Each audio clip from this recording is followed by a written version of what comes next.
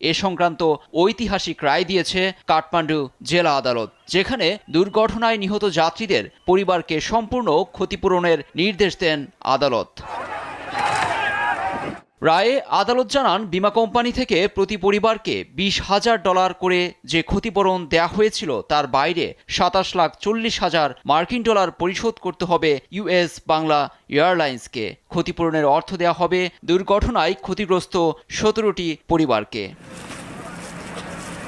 বিষয়টি নজরে আসার পর বিবৃতি দিয়েছে প্রতিষ্ঠানটি। তাদের দাবি, আদালতের রায় সংক্রান্ত আনুষ্ঠানিক কোনো তথ্য পায়নি।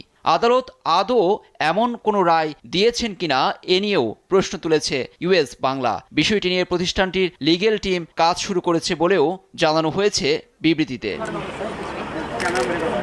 ত্রিভুবনের ছোট রানওয়ে, ব্যস্ততম বিমানবন্দর, আবহাওয়া অনুকূলে না থাকা ছাড়াও দক্ষ লোকের অভাবে